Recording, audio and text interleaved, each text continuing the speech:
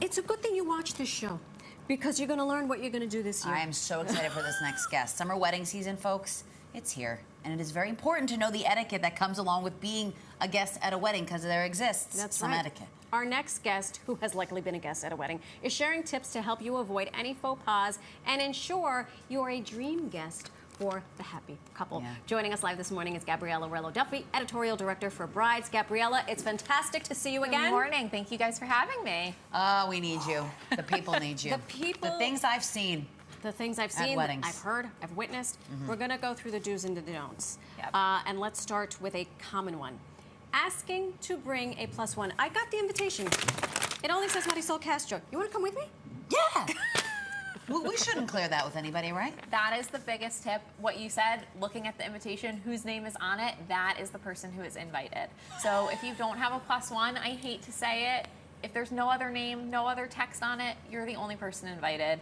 It's a bummer. Everyone wants to bring a guest, but at the end of the day, weddings are super expensive. Yeah. Venues have really, really tight capacity limitations, and you know, you have to just assume that if your name is on it, you're invited alone. If it's +1, you can bring any guest. Right. If it's family, bring the kids. And don't ask them if you. Oh, well, I didn't see it. Can I? Because they have enough to worry about right. besides you, not knowing right. how to have proper etiquette and comport yourself like an adult. Right. This is a very, very sore subject. I would never do that, but I know people in my life. I know people who do that. So I'm like, it's bad taste. You know who you are. Okay.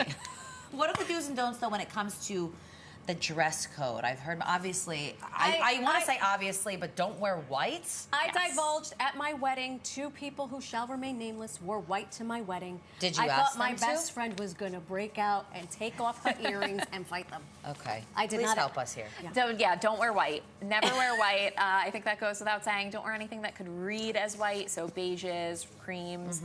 If you are in doubt, don't wear it. Yeah. Pull something else out of the closet.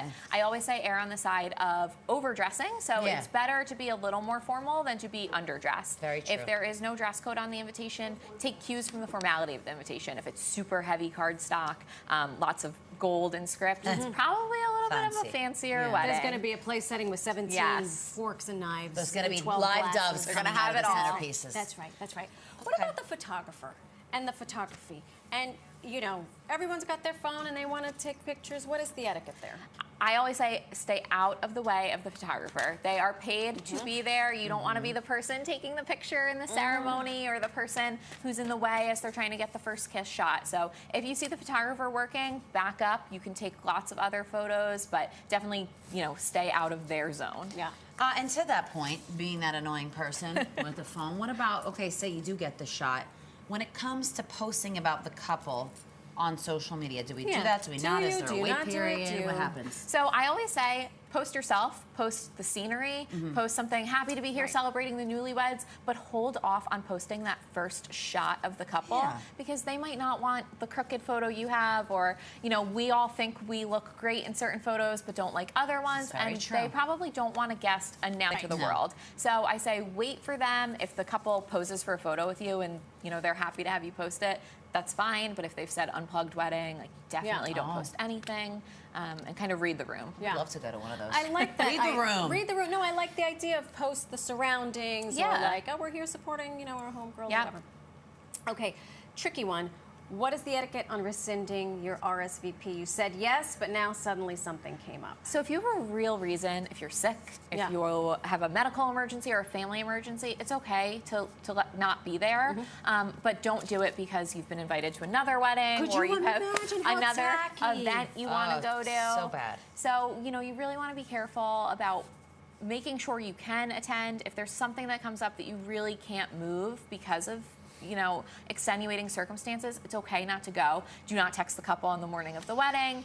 Send a gift. Let them know after that you're so sorry you couldn't be there because you were unwell. That is key. Send a gift. Thank you. Okay.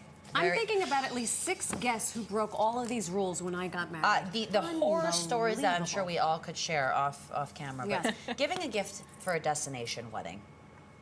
I know, Do it's you like, or well, I'm don't you? paying so much money to fly here, to stay, but people are feeling some type of way.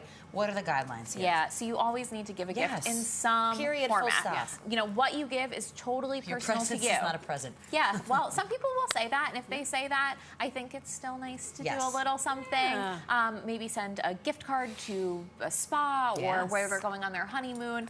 There's no monetary value that you have to stick to, so you can do whatever feels comfortable for you, but you should always write a card, and you should always give some gift for the wedding. You heard it here first, folks. Listen, Gabriella. I'll take money. If you're coming to my wedding, if I ever get married, I want a thick abuse. You don't want a Venmo? I want that abuse to be thick. You want it to be No, Gabriella. I want cash. Gabriella, thank you so much Thank for joining you. us. Fantastic information, For Gabriella. more wedding advice and inspiration, you can visit brides.com.